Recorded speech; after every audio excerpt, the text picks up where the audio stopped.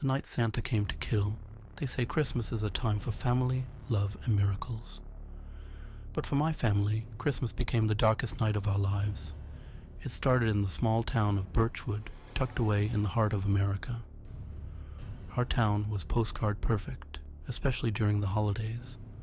Snow blanketed the streets, Christmas lights sparkled on every house, and the smell of pine and cinnamon filled the air. This year, my wife Emily, our daughter Lily, and my younger brother Jacob were eager for a cozy Christmas Eve at home. Our evening began just as any other holiday might. Emily was finishing up the last of the Christmas cookies. Lily was excitedly tearing open a gift she begged to open early, and Jacob was sprawled on the couch, complaining about how cold it was, until the knock. A stranger at the door. It was almost midnight when we heard it. Probably just when I opened the door, the freezing wind cut into me like a knife. But it wasn't the cold that made my stomach drop. It was the man standing on our porch. He was dressed as Santa Claus, but his suit looked wrong. It was dirty and tattered, as if it had been dragged through the mud. His beard was yellowed, and his eyes, his eyes. They were black and empty, like two pits leading into the void. "Ho, ho, ho," he croaked, his voice gravelly and devoid of warmth. "Merry Christmas." I stood frozen, unsure of how to respond. Before I could say anything, he thrust a sack at me. "For the little ones," he said, his lips curling into a grotesque smile. I didn't take it. Something about him screamed danger. "Thanks, but we're good," I said, my voice trembling. His grin faded, replaced by a scowl so fierce it made my heart race. Without another word, he turned and walked into the snowstorm, his sack dragging behind him. The presents. I slammed the door and locked it, trying to shake off the unease crawling up my spine. "Who was it?" Emily asked, concern etching her features. "Just some weirdo," I said.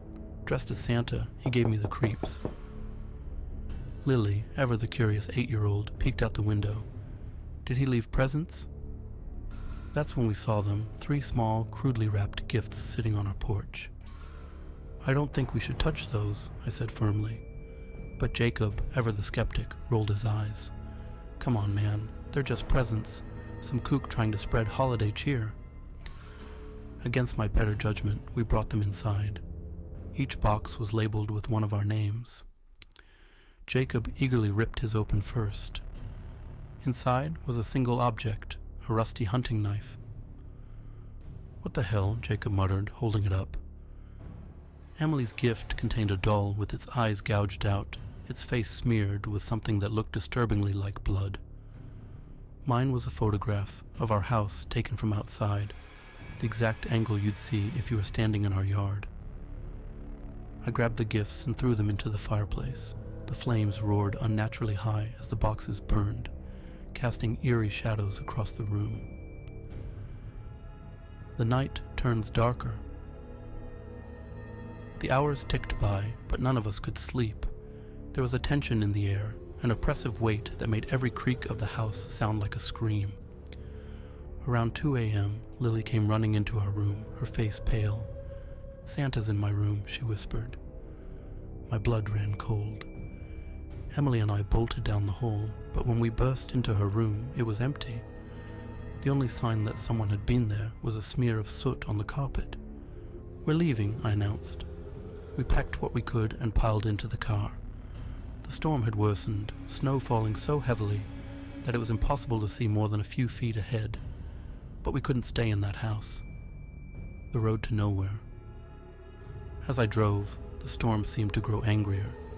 The headlights barely pierced the swirling snow, and the road felt endless. Then, out of nowhere, we saw him. Santa stood in the middle of the road, his sack slung over one shoulder. I slammed on the brakes, but it was too late. The car skidded and spun, crashing into a snowbank. When I looked up, he was gone. The final stand. We ran back to the house, barricading the doors and windows with whatever we could find. But he came anyway. The pounding on the door was deafening, each thud shaking the entire house. Through the window, I saw him again, his face twisted with rage. He smashed through the door, his laughter echoing like thunder. "You've been very naughty," he growled. Jacob tried to fight him, swinging the fireplace poker. But Santa was impossibly strong, throwing him across the room like a rag doll. Emily grabbed Lily and ran upstairs, while I grabbed the knife Jacob had left on the coffee table. Santa turned to me, his black eyes burning with malice. "You can't stop me," he hissed. But as he lunged, I plunged the knife into his chest. The ending. He screamed, a terrible, inhuman sound that shook the walls. His body began to dissolve into ash, and the storm outside finally began to calm. By the time the police arrived, there was no trace of him. They didn't believe our story, of course, chalking it up to a delusion brought on by stress and the storm. But we know what we saw, and every Christmas since, we've kept our doors locked and our lights off. Because somewhere out there, I know he's still watching, waiting for another chance to spread his twisted version of holiday cheer.